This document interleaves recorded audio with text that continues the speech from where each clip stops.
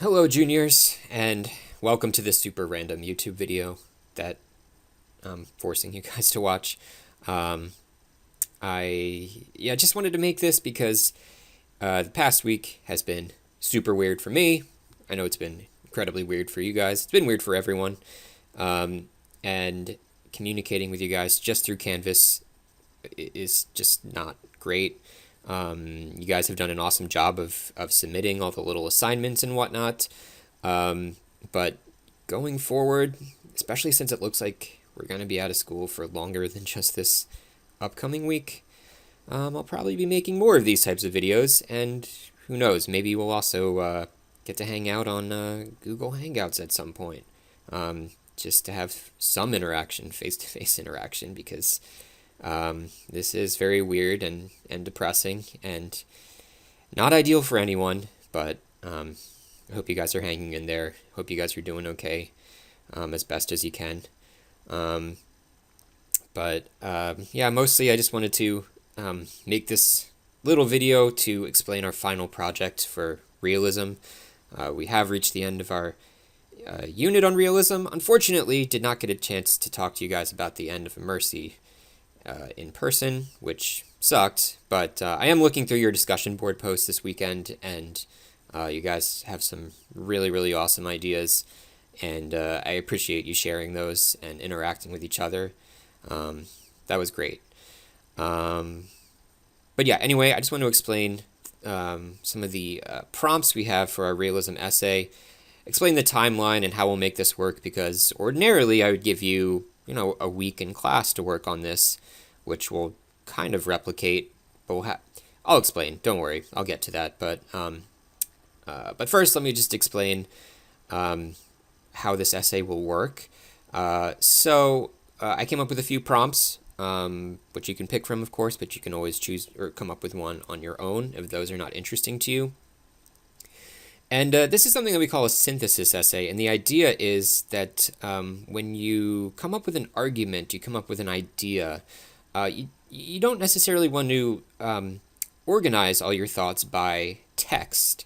In other words, you don't want your topic sentences to be like, well, this is my yellow wallpaper topic sentence, this is my Equiano topic sentence. Instead, you want to organize by idea.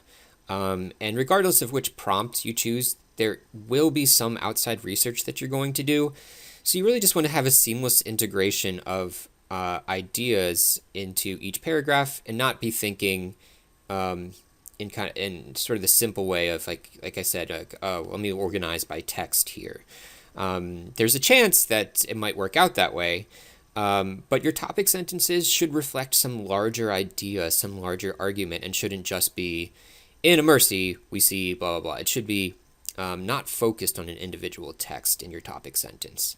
And that's obviously something that might be new to you, and that's okay. So I'll be here to help you with that and support you with that over the course of the week. But just have that in mind as you work on outlining or you start writing, whatever your individual writing process is you really want to organize by idea rather than source. Okay, so let me just go through these prompts and you can think about which one might be most interesting to you. So the first prompt you can pick deals with the issue of mental illness. So of course we see this in yellow wallpaper. In the yellow wallpaper we see this in the character of Sorrow and a Mercy. So for this prompt you would do some research to essentially see if you can figure out or diagnose what is going on with these characters, because in both texts there's never a full explanation as to what they might be suffering from. Clearly, in both cases, it's rooted in a very real psychological problem, but the authors never tell us. And there might not be one answer out there for each character, but it'd be interesting to see what you can find. And then I'd also like you for this prompt to look at how the mental illness for these characters is treated or just not treated, especially in the case of Sorrow in the 1680s, where if you showed any signs of mental illness, you'd be shunned. I mean, Lena's a great character. I love her, but the way she treats Sorrow and ostracizes her is horrible. And a lot of that has to do with her struggles, her mental struggles. So you'd look at how they're treated, not treated. Of course, the narrator in the wallpaper is horribly mistreated. They thought they were doing the right thing, I guess. And finally, look at how our understanding or treatment of mental illness has evolved in the past, century plus. But what are some of the problems that we're still facing? What are some of the stigmas? What are some of maybe there's a problem of access? If you're struggling with a mental illness, do you have access to someone who might help you? Maybe not. But you look at the state of that in 2020, and again, look at how things have gotten better in many ways, but what's some work that still needs to be done in that realm? You can also pick the topic about slavery, which is often called America's original sin, something that major historical phenomenon that haunts us to this day. So clearly we see that in Equiano, we see it in A Mercy, and obviously you would focus on those texts, analyze the ways that, how do those authors depict the horrors of racism? Because I think they do it sometimes in similar ways, but sometimes in really different ways. I think Morrison is looking at sort of the ripple effects of slavery, whereas Equiano is focusing on just on at least in the passages that I gave you guys, very vivid descriptions of horrible mistreatment of enslaved people during the slave trade.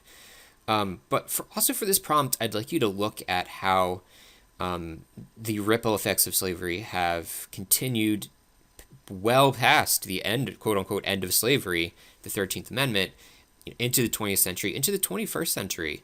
And to just see how, yes, a lot of progress has been made, and a lot of that is due to the brave people who participated in the civil rights movements in the 1960s. But we have not been able to escape the past and our past in particular involving slavery, involving racism. These things are still obviously very much with us. So you look at, okay, what are the lasting effects of this horrible institution? You might want to look at, I showed you guys a trailer for a documentary called Slavery by Another Name. You could look at some excerpts from that. If you have time, you could watch some of the documentary. You could look at issues like redlining, which was housing discrimination that happened not just in the South, but in the North as well, including New Jersey. You could look at the criminal justice system, which has some serious racial issues. There have been some reforms lately, which is great, but still tons of work that needs to be done there.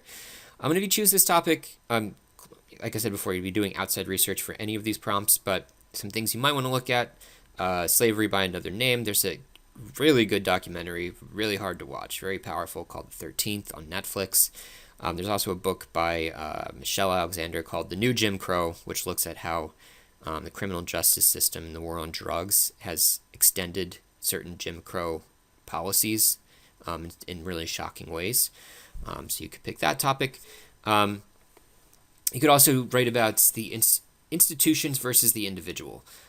So in other words, what ways do individuals struggle against corrupt institutions? How do they sometimes get crushed by them?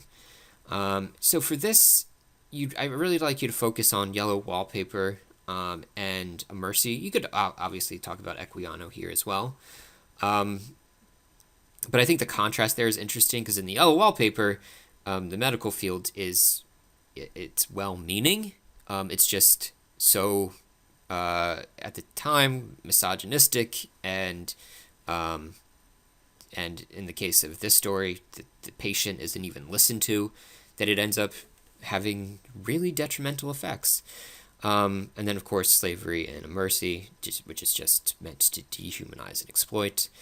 And then finally, you'd have a paragraph that would involve some outside research, and you'd look at an institution that exists today in America that is problematic. Maybe it's an institution that is well-meaning but has become ineffective or corrupt. And just to give you some ideas, if you choose this prompt, some kids have written really good essays about our education system, about the College Board, about these institutions that are supposedly meant to help but end up hurting in various ways, which is really fascinating. You can also write about the power of literacy, because in Mercy, we have Florence, who was, well, she was taught to read and write, but that was by the priest who was breaking the law. And in the yellow wallpaper, the narrator is discouraged from reading and writing. So I'm curious, essentially, how literacy is a tool of empowerment, and why in certain societies literacy is controlled, or people are deprived of learning how to read and write, or maybe there's or certain groups are deprived of access to education as a whole. Certain groups or there's censorship going on, so what you can read and write is restricted. And so essentially, you look at why do you think why is it important for us to tell our stories? Why is it important for us to be able to read and write? And then, what is it about that skill that scares certain governments, certain powerful groups out there? How can it be a tool to take down oppression? Also, you can pick a topic that you come up with on your own. Just let me know. Put the requirements here. Nothing too crazy. Let's just take a look at it. You do need a works cited page because you're doing outside research. Okay, so you're going to have all of this week to work on the essay. So for today, for Monday, I just need you to submit to Canvas which topic you're tentatively interested in. It does not have to be your final choice. You can always change it, but just so I have that sense of what you want to write about. If you have any questions, you can submit it to Canvas too. And then throughout the week, so I guess what I'll do is I'll just make a little mini assignment each day, and basically all you have to do is check in with me. So maybe, if on Tuesday you wrote your hook, just let me know through Canvas, hey, I wrote my hook today. That's fine. If there's anything you want me to look at, you can share the link with me. I can look at the Google Doc. If you have a question about something, just let me know through Canvas. I'll get back to you. Or if you have a day this week or a couple days where you're getting slammed with work for other classes and you're just like, I don't have time to work on this essay, it's not due until, a week from today, that's fine. Just let me know through Canvas. Just let me know, like, hey, I didn't get a chance to work on the essay today, but yeah, I'm still in good shape, or whatever. Just so I have that communication with you, just so I can mark you present on Genesis, because we're still doing that. That would be really helpful. So yeah, you have all of this week to work on the essay. Monday, March 30th, so a week from when you're watching this video, you'll have time to do some final edits, finish things up before you submit it by 8 p.m. on Monday, March 30th. So, guys, thank you for, also I did include an outline format and a checklist. If you'd like to use it, it's there for you, but it's not required. Thank you for bearing with me and for your patience, for your hard work, for everything. I just hope you guys are doing okay. Miss seeing you every day. This is, like I said, it's all incredibly weird and unfortunate for everyone. But if there's anything I can help with, please just let me know. If you have any questions, please reach out. Just keep up your good work, guys, and hang in there. And all right, and hopefully I'll see you guys soon. All right, thanks, guys. Take care.